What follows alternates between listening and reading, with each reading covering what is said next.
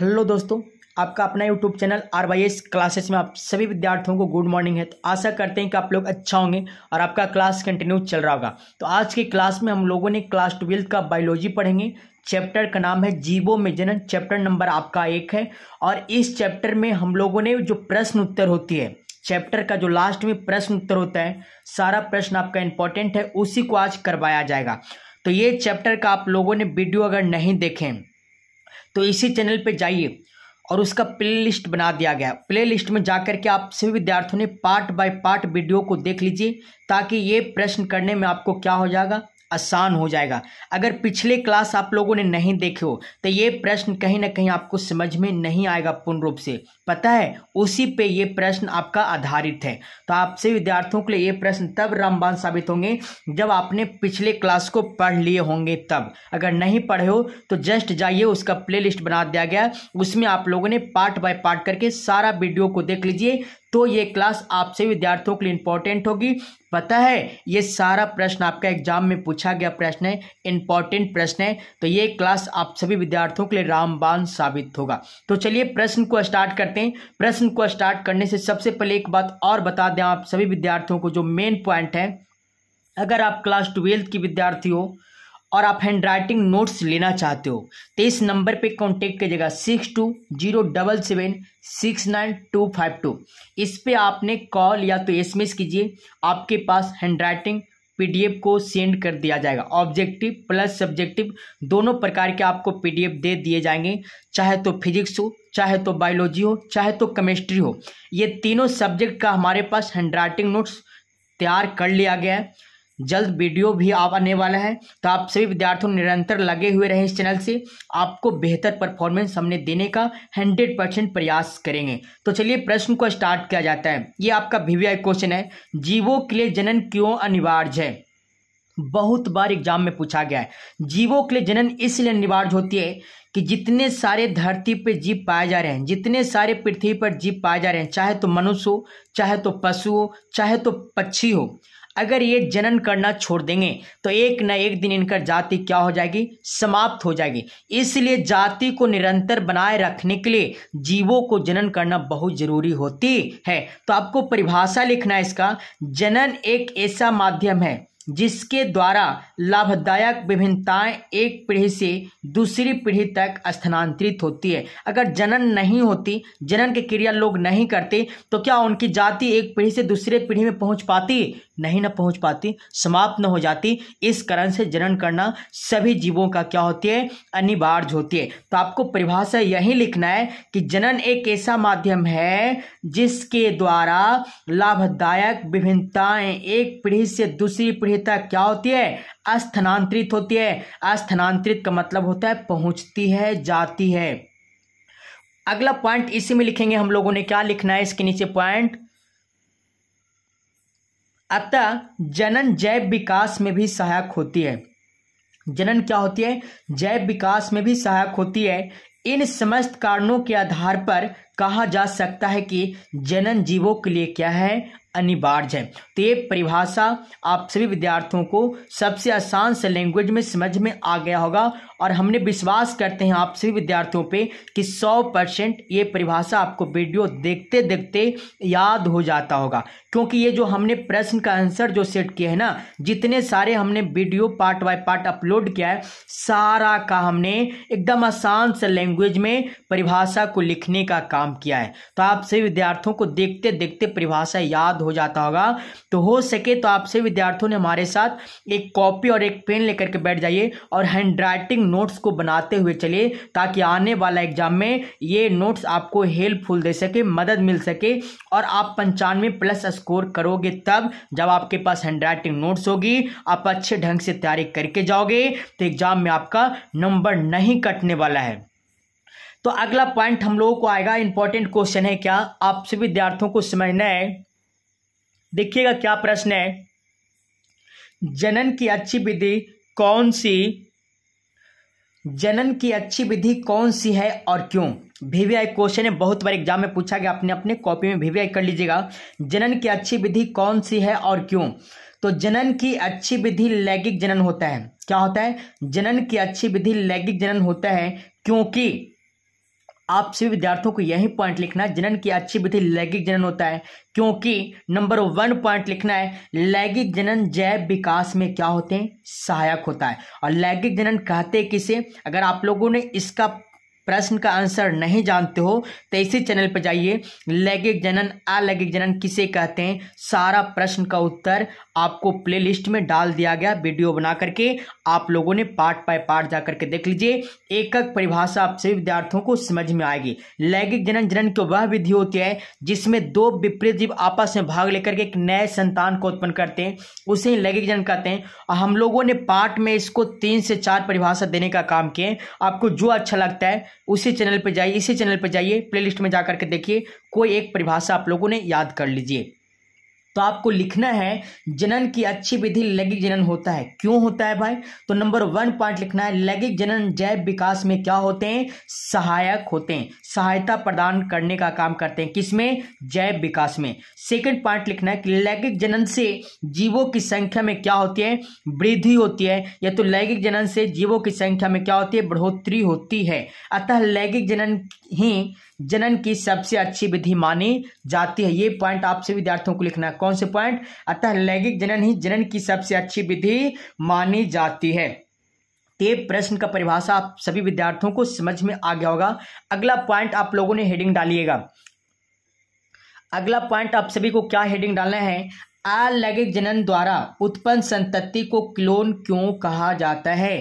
तो आप सभी विद्यार्थियों को परिभाषा देना है, आकारिकी एवं आनुवंशिकी रूप से एक जनक के एकदम क्या, एक जनक के एकदम समान होते हैं, उसे ही क्या कहते हैं, क्लोन कहते हैं।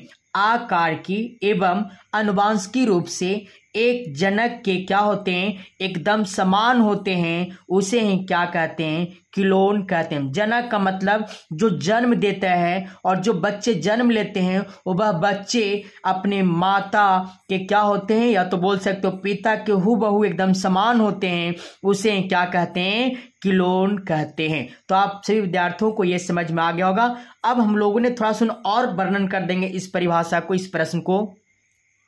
आपको ये भी पॉइंट को लिख देना है, अलैंगिक जनन द्वारा उत्पन्न संतति आनुवंशिकी एवं आकारिकी रूप से अपने जनक के एकदम क्या होते हैं, समान होते हैं, अतः इसे क्या कहते हैं, क्लोन कहते हैं। तो आप सभी विद्यार्थियों को ये परिभाषा समझ में आ गया होगा।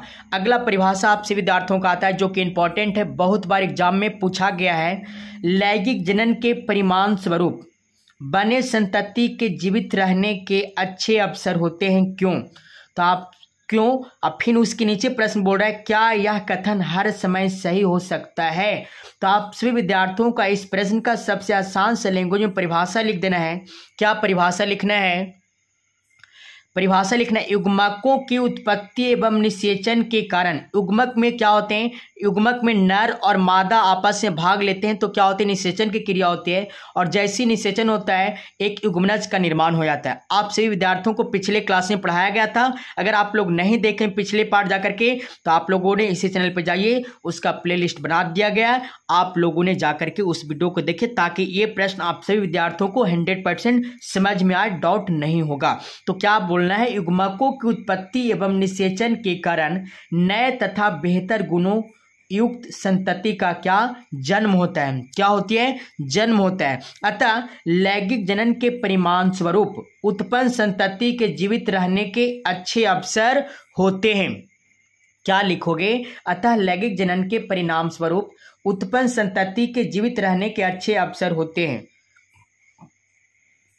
अगला पॉइंट आपको लिखना है इसी में, यह कथन हर समय संभव नहीं हो सकती है। क्यों, यह कथन हर समय सदैव सही नहीं होता है, क्योंकि जनकों के रोगग्रस्त होने पर, जो जनक होते हैं अगर वह रोगग्रस्त हैं तो जो, अगर मान लेते हैं, कहने का अर्थ है अगर किसी का जो माता है या तो बोल सकते हो पिता है अगर रोगग्रस्त है तो अगले बच्चे को जन्म देंगे तो 100% तो ना कहा जाए, लेकिन 75% कहा जाए कि जो नया संतान होगा वह भी क्या होंगे, रोग से ग्रसित होंगे।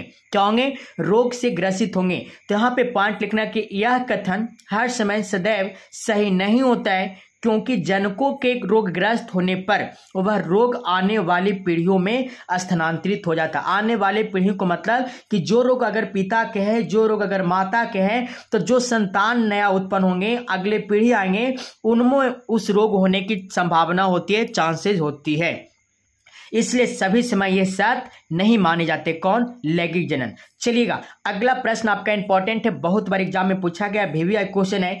अलैंगिक जनन के द्वारा बनी संतति लैंगिक जनन के द्वारा बनी संतति से किस प्रकार भिन्न होते हैं? भिन्न का मतलब बोल सकते हो किस प्रकार अलैंगिक जनन के द्वारा बनी संतति लैंगिक जनन के द्वारा बनी संतति से भिन्न होते हैं, या तो बोल सकते हो असमान होते हैं। तो आप सभी विद्यार्थियों को इस प्रश्न का भी हमने उत्तर सबसे आसान लैंग्वेज में लिखे, आप सभी विद्यार्थियों को वीडियो को देखते देखते याद हो जाएगी। तो ये क्लास अगर आप सभी विद्यार्थियों को अच्छा लग रहा है तो आप सभी वीडियो को लाइक नहीं किए तो प्लीज लाइक कर दीजिए, चैनल पे नए हो तो चैनल को सब्सक्राइब कर दीजिए और अपने अपने दोस्तों के पास इस वीडियो को शेयर कर दीजिए, ताकि मुझे भी क्या हो सके ना, अगर आप कमेंट करते हो, वीडियो को लाइक करते हो, शेयर करते हो, तो एक तरह से मुझे भी ऊर्जा मिलती है और मुझे भी लगता है ना कि बच्चे के लिए कुछ अच्छा करना है, ताकि बच्चे लाइफ में परफॉर्मेंस कर सके अपने बोर्ड एग्जाम में, है ना। तो माता पिता का भविष्य बनेंगे, तो हमारे लिए कुछ नहीं तो इतना काम आप लोगों ने जरूर कीजिए, ताकि आपके लिए भी हम भी लगातार कंटिन्यू मेहनत करते हुए रहें। अगला प्रश्न देखेंगे, तो आपका प्रश्न था कि अलैंगिक जनन जो होते हैं लैंगिक जनन से किस प्रकार भिन्न होते हैं। सबसे पहले आपको लिखना है कि अलैंगिक जनन से बनी संतति,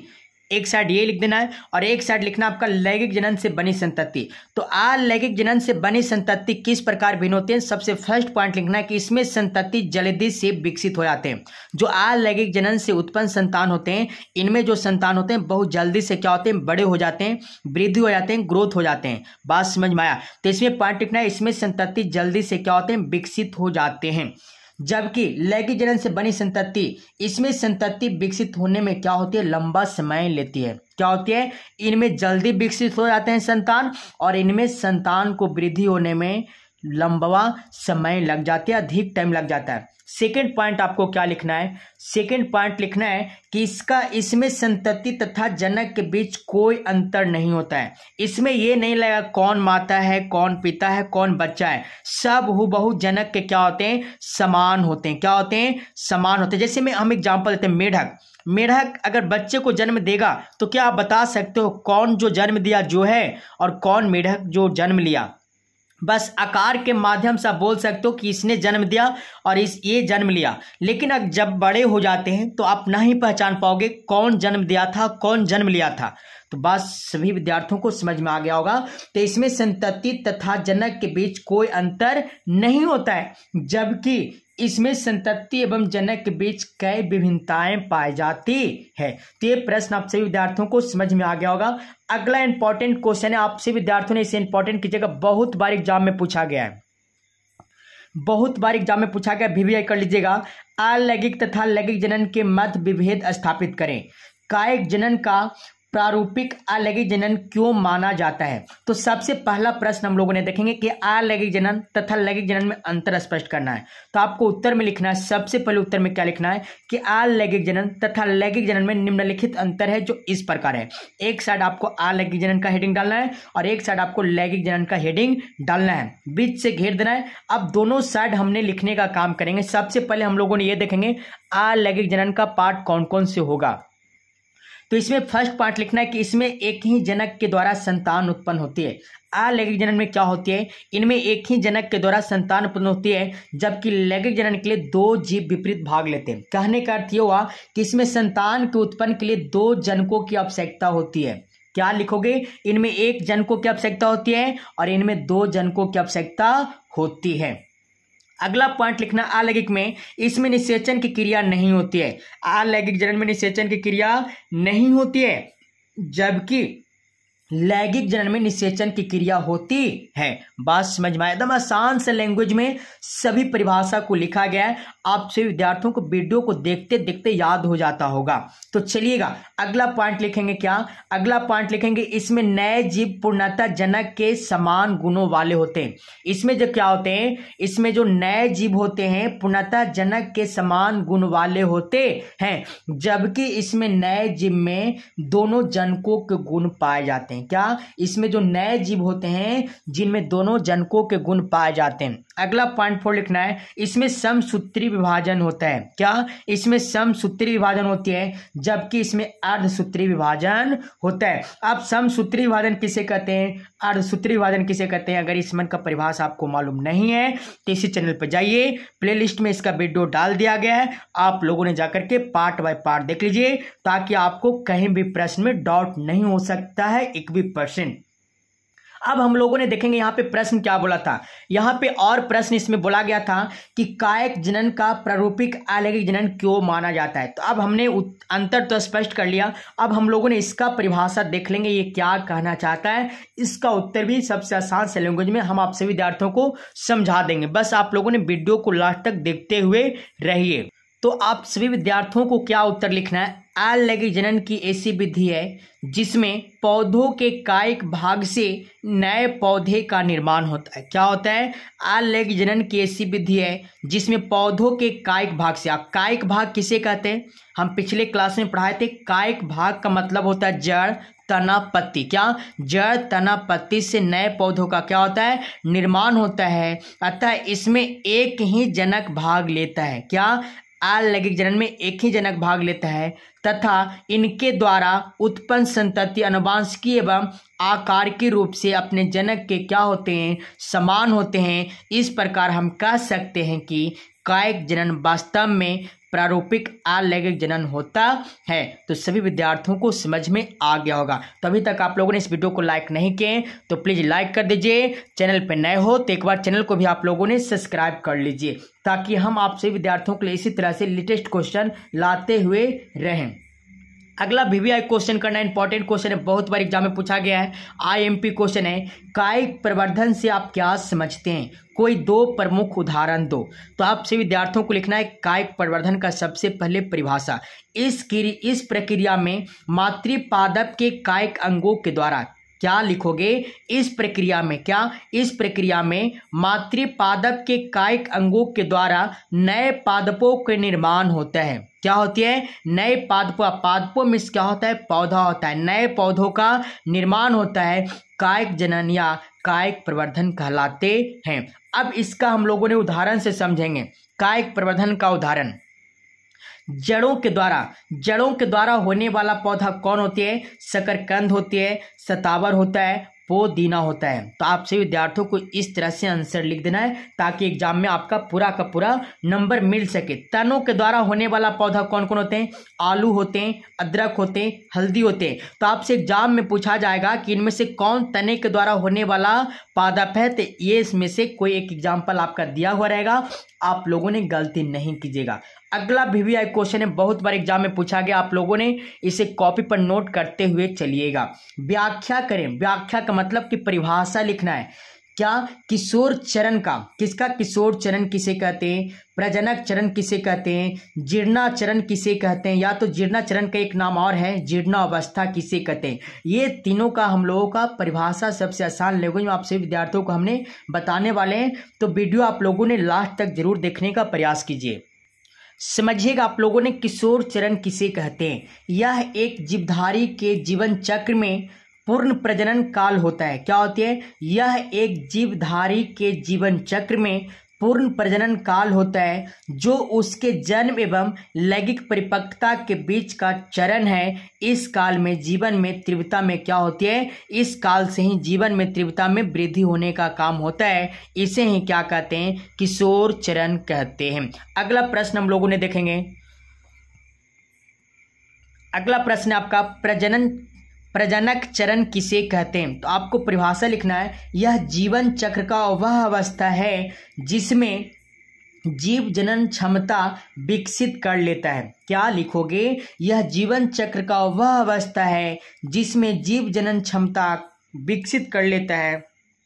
प्रजनक चरण के प्रारंभिक काल को यौवनारंभ भी कहा जाता है। इसमें लैंगिक अंगों का विकास एवं उनमें परिपक्वता विकसित होता है। इसे ही क्या कहते हैं, प्रजनक चरण कहते हैं। तो ये भी परिभाषा आप सभी विद्यार्थियों को आसान से लैंग्वेज में याद हो गया होगा। तो अगला प्रश्न हम लोगों ने देखे थे। अगला प्रश्न आपका क्या है, आप सभी विद्यार्थियों को समझना है। जीर्णता, क्या जीर्णता चरण या जीर्णावस्था किसे कहते हैं? तो आपको परिभाषा लिखना है। यह पश्च जनन काल होता है। क्या होती है? यह पश्च जनन काल होता है जिसमें जीव के शरीर के कायिक एवं संरचना का पतन होने लगता है। पतन मतलब बोल सकते हो नष्ट होने लगता है या तो मृत्यु होने लगता है। इस काल में शरीर के सभी देह अंगों की उत्कोक की कार्य क्षमता क्या होती है? घट जाती है एवं रोग उत्पत्ति एवं अनित्यों, क्या लिखोगे? अनियमितताओं का विकास होने लगता है जिससे जीव की क्या हो जाता है? मृत्यु हो जाता है। इसे ही क्या कहते हैं? जीर्णावस्था या तो जीर्णता चरण कहते हैं। तो ये भी परिभाषा आपसे विद्यार्थियों को समझ में आ गया होगा। अब हम लोगों ने देखेंगे नेक्स्ट परिभाषा। नेक्स्ट परिभाषा को आप लोगों ने भी याद कीजिएगा। अपनी जटिलता के बावजूद बड़े जीवों में लैंगिक जनन को पाया है क्यों? तो आपसे विद्यार्थियों को इस प्रश्न का परिभाषा सबसे आसान लैंग्वेज में समझ लेना है। लैंगिक प्रजनन जटिल तथा धीमी गति से होने के बावजूद भी अनेक रूप से उत्तम है। क्या? लैंगिक प्रजनन जटिल तथा धीमी गति से होने के बावजूद भी अनेक रूप से क्या है? उत्तम है। इस प्रकार के जनन के दौरान गुणसूत्रों का विनिमय होने से नए लक्षण विकसित होते हैं। क्या होते हैं? नए लक्षण विकसित होते हैं।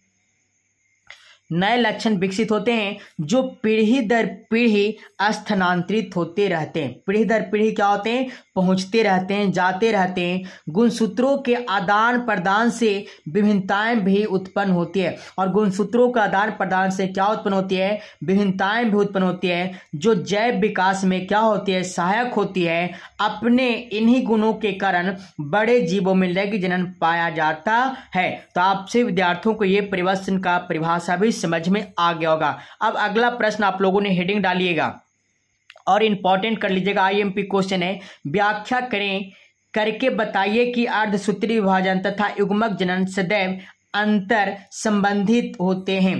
तो आपसे विद्यार्थियों को परिभाषा लिखना है। आवृत बीजियों में परागकण एवं अंडकोश का दोनों अगुणित, मतलब अगुणित क्या बोलते हैं? एन बोल सकते हो। अगुणित होते हैं और अर्धसूत्री विभाजन के द्वारा क्या होते हैं? बनते हैं। क्या लिखोगे? आवृत बीजियों में परागकण एवं अंडकोश का दोनों अगुणित होते हैं और अर्धसूत्री विभाजन के द्वारा क्या होते हैं? तैयार होते हैं या तो बनते हैं। अतः स्पष्ट है कि अर्धसूत्री विभाजन तथा युग्मक जनन सदैव अंतराश संबंधित होते हैं। तो आपसे विद्यार्थियों को इस प्रश्न का इस रूप में परिभाषा लिख देना है। छोटा सा परिभाषा था, आप लोगों को याद हो गया होगा। अगला प्रश्न आता है आपसे विद्यार्थियों को समझना है। अगला प्रश्न आपका क्या है? प्रत्येक पुष्पीय पादप के भाग को पहचाने तथा लिखें कि वह अगुणित है या द्विगुणित है। तो आप सभी विद्यार्थियों को आसान से लैंग्वेज में पहचान लेना है कौन अगुणित होती है, कौन द्विगुणित होती है। जैसे में क्वेश्चन दिया गया है अंडाशय, अंडाशय क्या अगुणित है कि द्विगुणित है? परागकोश, अंड या डिंब, परागकण, नरयुग्मक, युग्मनज। तो ये सभी को हम लोगों को पहचानना है और एग्जाम में ऑब्जेक्टिव में भी पूछ दिया जाता है। तो आप सभी विद्यार्थियों ने इस वीडियो को देखिए, सारा को हमने वर्णन कर देंगे सबसे आसान लैंग्वेज में। चलिए, तो प्रत्येक को हम लोगों ने बारीकी तरह से देख लें कौन अगुणित है, कौन द्विगुणित है। तो अंडाशय आपका द्विगुणित है। अंडाशय क्या आपका द्विगुणित है। परागकोश क्या आपका द्विगुणित है। अंडा या डिंब क्या आपका एक गुणित है। अंडा या डिंब क्या है आपका? एक गुणित है। परागकण आपका एक गुणित है। नरयुग्मक एक गुणित है, जबकि युग्मनज क्या है आपका? द्विगुणित है। तो एग्जाम में आपसे ऑब्जेक्टिव में पूछ दिया जाएगा कि अंडाशय क्या होते हैं? तो अंडाशय द्विगुणित होते हैं, 2n होती है। परागकोश क्या होते हैं? तो 2n होते हैं। अंडा या डिंब क्या होते हैं? डिंब क्या होते हैं? एक गुणित होते हैं। परागकण क्या होते हैं? एक गुणित होते हैं। नरयुग्मक क्या होते हैं? एक गुणित होते हैं, जबकि युग्मनज क्या होते हैं? द्विगुणित होते हैं। तो ये भी आपसे विद्यार्थियों को समझ में आ गया होगा। अब हम लोगों ने अगला प्रश्न को देखेंगे जो कि इंपॉर्टेंट है, आप लोगों ने आईएमपी कर लीजिएगा। बाह्य निषेचन की व्याख्या करें, इसकी हानियां को भी बताना है।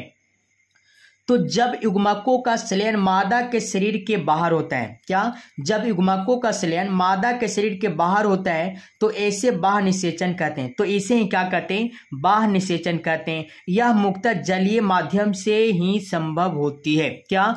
जब युग्मकों का संलयन मादा के शरीर के बाहर संपन्न होती है तो इस क्रिया को क्या कहते हैं? बाह्य निषेचन कहते हैं। यह मुख्यतः जलीय माध्यम से ही होता है। जैसे में समझिएगा, मछली हो गया, शैवाल हो गया, मेढक हो गया, गया। ये सब क्या है, बाह्य निषेचन का उदाहरण है। अब इसका हानियां क्या क्या है आप लोगों ने देख लीजिएगा।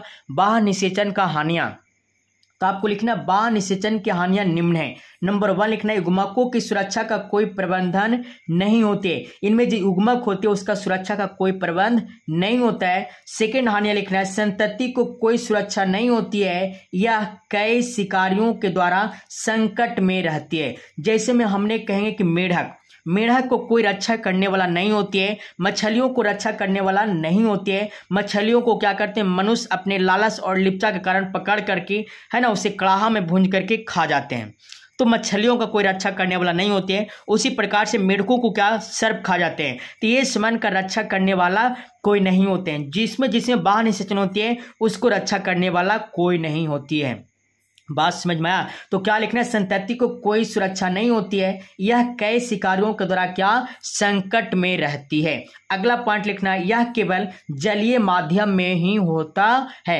तो आपका ये प्रश्न का परिभाषा आपसे विद्यार्थियों को समझ में आ गया होगा। अगर ये क्लास अच्छा लग रहा है तो आप लोगों ने कमेंट कीजिए आपको क्लास कैसा लग रहा है। आपसे विद्यार्थियों ने इस क्लास को ज्यादा से ज्यादा विद्यार्थियों के पास शेयर कर दीजिए। अभी तक इस वीडियो को आपने लाइक नहीं किया तो प्लीज लाइक कर दीजिए। चैनल पर नए हो तो एक बार चैनल को सब्सक्राइब कर लीजिए और घंटी को प्रेस कीजिएगा ताकि जो नेक्स्ट वीडियो डालें सबसे पहले आपके पास पहुंच पाए। तब हम लोगों ने नेक्स्ट प्रश्न को देखेंगे।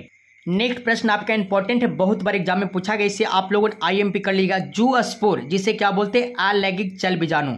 जूस्पोर तथा युग्मनज के बीच अंतर को विभेद करना। तो सबसे पहले आपको लिखना है कि जूस्पोर तथा युग्मनज के बीच निम्न अंतर हैं जो इस प्रकार हैं।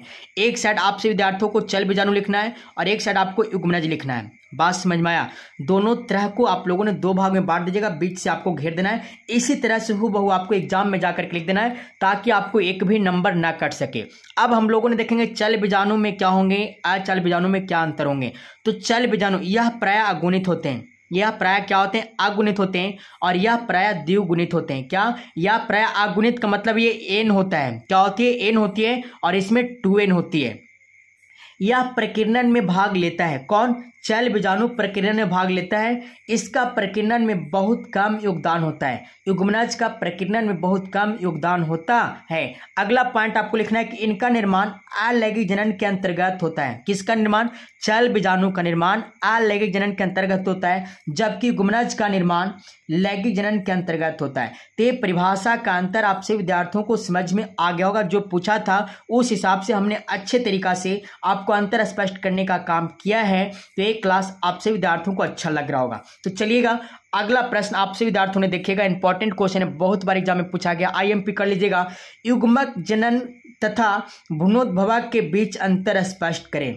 ये भी प्रश्न आपसे विद्यार्थियों के लिए इंपॉर्टेंट होगी, बहुत बार एग्जाम में पूछा गया। आप लोगों ने एक बार क्वेश्चन बैंक खोल करके देख लीजिएगा। तो आपको उत्तर में लिखना है, उत्तर में क्या लिखना है, युग्मक जनन तथा भ्रूणोद्भव के बीच निम्न अंतर है जो इस प्रकार है। एक साइड आपको युग्मक जनन लिखना है और एक साइड आपको भ्रूणोद्भव लिखना है। तो युग्मक जनन में क्या लिखना है, यह युग्मकों के निर्माण की क्रिया है। कौन, युग्मक जनन जो है युग्मकों के निर्माण की क्रिया है, यह भ्रूण के विकास की क्रिया है। इसमें युग्मक का निर्माण होती है, इसमें भ्रूण का विकास होता है। इसमें पॉइंट लिखना है, युग्मक जनन में यह पूर्व निषेचन की क्रिया होती है और ये पश्च निषेचन की क्रिया होती है। इनमें अगुणित युग्मक बनते हैं जबकि उनमें द्विगुणित युग्मक उत्पन्न होता है। तो आपसे विद्यार्थियों को युग्मक जनन तथा भ्रूणोद्भव के बीच अंतर भी समझ में आ गया होगा और याद भी हो गया होगा। हम आपसे विद्यार्थियों को 100% विश्वास करते हैं कि आप लोगों को याद होते जा रहा होगा। अब हम लोगों ने नेक्स्ट प्रश्न को देख लेंगे। नेक्स्ट प्रश्न आपका, एक पुष्प में निषेचन पश्च परिवर्तन की व्याख्या करें। क्या प्रश्न है, एक पुष्प में निषेचन पश्च परिवर्तनों की व्याख्या करने के लिए बोला जा रहा है। तो आपको उत्तर में लिखना है, निषेचन के फलस्वरूप बीजांड से बीज तथा अंडाशय से फलावरण का निर्माण होता है। किसका, फलवरण का निर्माण होता है, किससे, अंडाशय से होता है। बाह्य दलपत्र तथा पुंकेसर सूखकर गिर जाते हैं। क्या हो जाते हैं, बाह्य दलपत्र तथा पुंकेसर सूख करके गिर जाते हैं। युग्मनज विभाजन एवं विभेदन द्वारा भ्रूण में क्या हो जाता है, बदल जाता है। तो ये परिवर्तन का परिभाषा आपसे विद्यार्थियों को समझ में आ गया होगा। अगर आपसे पूछा जाए एक पुष्प में निषेचन पश्च परिवर्तनों को व्याख्या करना है तो इसी तरह आपको एग्जाम में वर्णन करके चले हुए आना है घर पे। चलिएगा अगला प्रश्न आपका इंपॉर्टेंट है जो कि देख लेना है, यह आपका लास्ट क्वेश्चन है, बहुत बार एग्जाम में पूछा गया है। तो आपसे विद्यार्थियों को समझना है एक द्विलिंगी पुष्प क्या है।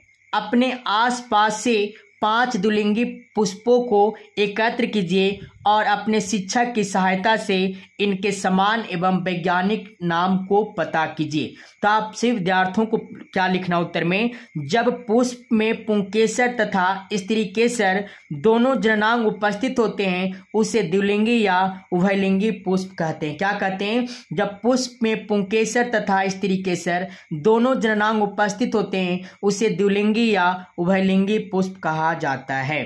तो आपसे विद्यार्थियों को परिभाषा समझ में आ गया होगा। अब हम लोगों ने समझेंगे कि द्विलिंगी पुष्प कौन कौन होते हैं। तो आपसे विद्यार्थियों को ये आपका द्विलिंगी पुष्प का उदाहरण दिया गया, जैसे में सरसों, ये आपका क्या है, आपका सरसों ब्रेसिका कैम्बिनेटिस। क्या जवाब दोगे, 5 द्विलिंगी पुष्प कौन कौन होंगे। सरसों में आपका आएगा ब्रेसिका, केम्पे